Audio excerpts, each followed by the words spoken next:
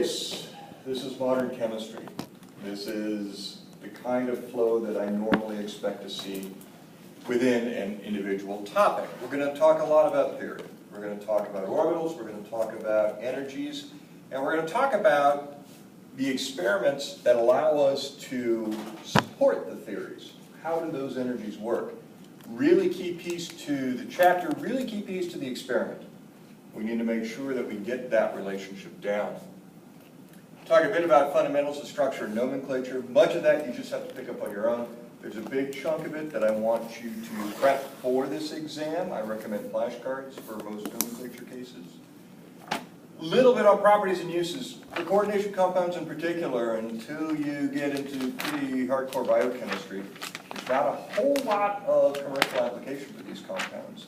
But they're used as biomarkers and has found pretty widespread use. Also, a number of these compounds turn out to be synthetic catalysts. Chemicals that are capable of docking individual molecules and encouraging them to do chemistry, usually to the exclusion of unwanted side reactions. Big picture, we're looking at d orbitals. We're going to review d orbitals, what they do, how they behave. Keep that in mind as we move forward.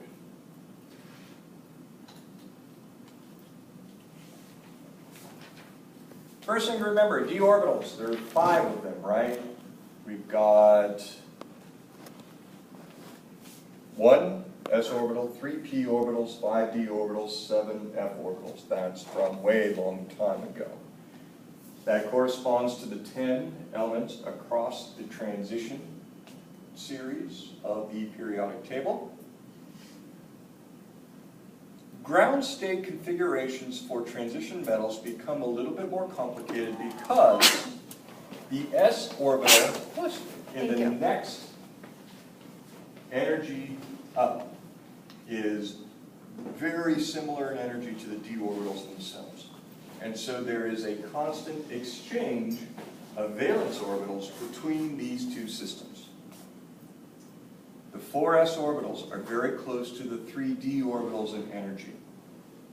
They are not degenerate. Remember, degenerate means the same energy. But the energies associated, the energy difference between the d and the s orbital in that relationship is usually much less than room temperature, which means there's plenty of environmental energy for these electrons to rearrange to promote and get into the best configuration to suit the big 3. And what are the big 3 rules about electron configuration stability?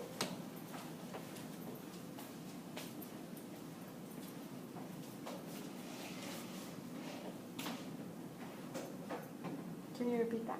What are the 3 rules that we learned about way back in early Chem 162 that describe ground state electron configuration stability? Isn't it that they're like, you can't pair them until they're like all full of the boxes? Exactly. And do you remember the name that goes with that? It's the Ohm's rule, I believe. Ohm's rule says you fill one at a time, then you go back and make duplicates. Pauli exclusion principle says that electrons in the ground state have opposite spins. And then it's the Aufbau principle. You always fill the lowest energy ones first before you move up in energy. It's the Aufbau principle that's the one that's violated in this case because as you move the valence electrons around, and in particular, as you introduce other chemical species close to the transition metal, the relative energies of the s and d orbitals can change. And in that adjustment, something that might be slightly higher all of a sudden is slightly lower, and that causes a big shift in the lowest energy arrangement. 3 rules for loading up electron configurations in the ground state: Aufbau, Ohm's rule, Pauli exclusion principle. They don't work as well for d block metals because of the presence of a low-lying s orbital in the next shell. And that allows for different kinds of stable ground state configurations. For example, chromium can get 2 sets of half-filled shells by promoting one of the electrons out of the 4s shell, and actually it's demoting it, over to the 3d. This is stable. Copper is the same way. It's better to have this be full because now the entire 3 shell is full. And 4s has the single electron.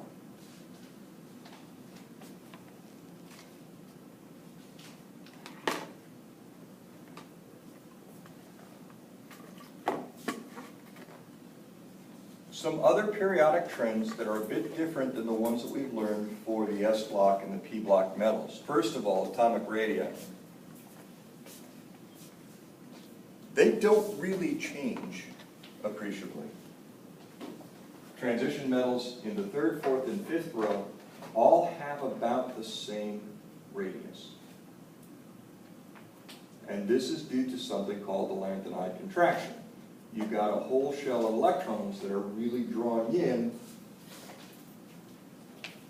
so that the valence shell doesn't extend that terribly far away from the nucleus. Transition metals have the odd property that, for the most part, they all stay about the same size.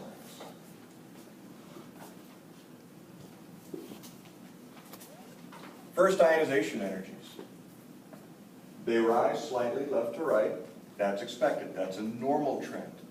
But from row to row, again, they don't change too terribly much. And that's unexpected. That's not typical.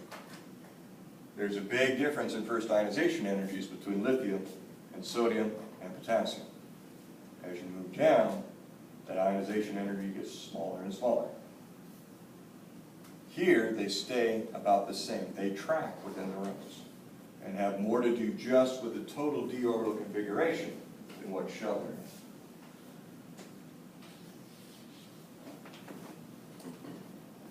in. Electronegativities likewise increase left to right. That's something we're used to seeing. But again, they don't change much from the top to the bottom of a row. And that is, again, an exception. That is something that makes transition metal chemistry different. Oxidation states are all over the place. There are stable oxidation states. You can see for scandium there's only 1, but the titanium has 3, vanadium has 4, and they're all singlets. They're all single charge differences. And that's different, right? Everything we saw in the main group was always by 2 electrons. But that's because of the orbital geometries associated with the p orbitals and with hybridization. D orbitals are a different game. Many different positive charges can arise that are relatively stable because of the unique properties of d orbitals to stabilize those cations.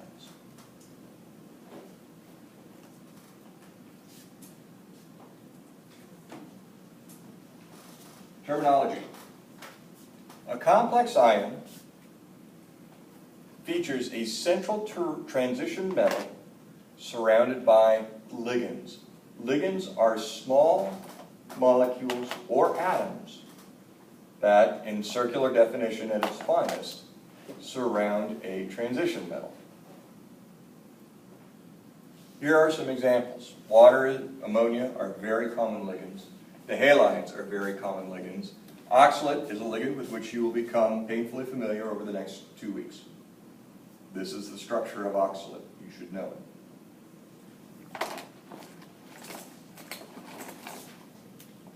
When you have a transition metal surrounded by ligands and counterions, ions that take the role of spectator, that combination is called a coordination complex. A transition metal surrounded by ligands, along with its associated counterions, are called coordination complexes. We have, in many cases, all 3 bonding types in coordination complexes. The small molecules that are the ligands often have simple covalent bonds, the overlap of S and P containing orbitals that merge together to form molecular orbitals of definite energy and shape. Gives rise to our VSEPR rules for predicting shape. Coordination bonds will feature the lone pair from a ligand binding to an empty d orbital on the metal.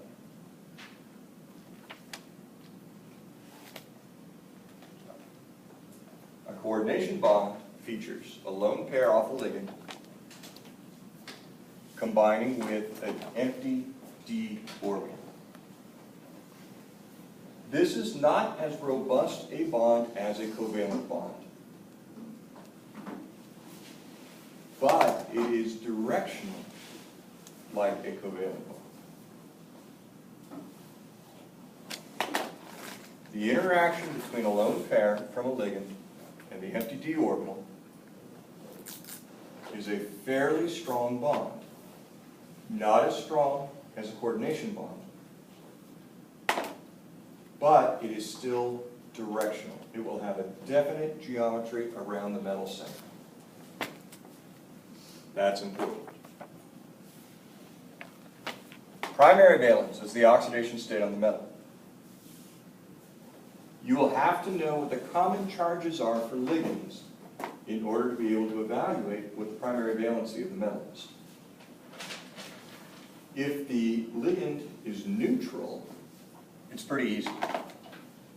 Whatever the charge is on the complex ion is the same as the oxidation state of the metal. If the ligand is neutral, then whatever charge is on the complex ion is the same as the oxidation state on the metal. Within the greater coordination compound, the charge on the complex ion is often easily identified by the number and type of spectator ions that are present. If you have 4 chlorides within a compound, what charge does the complex ion have to have? You have 4 chlorides. Each one is worth -1. What must the transition metal complex have, or the complex ion be? Plus 4. You said for a neutral what? For a neutral ligand, the charge on the complex ion is the same as the oxidation state on the metal. If the ligand is negatively charged The same as the oxidation state. on the metal. If the ligand is negatively charged, then you need to look at the charges on the ligands and the charges on the spectator ions or the counter ions to figure out what the oxidation state is on the metal. If the ligands are negatively charged, and we don't ever deal with positively charged ligands. If the ligands are negatively charged, then you need to look and count up the charges from both the ligands as well as the counter ions, the spectator ions, in order to figure out what the oxidation state of the metal is. On both the ligands and what? And the counter ions. And I'm using the term counter ion and spectator ion here interchangeably because that brings us to our third type of bonding, right? We have covalent bonds, we have coordination bonds, and we've got ionic bonds. We've got the same kinds of ionic bonds that hold sodium and chloride together, hold the complex ion and its counter ion together. But when it goes into solution, those counter ions are free to go. They are no longer coordinated or bonded to the complex ion. They're swimming around in solution.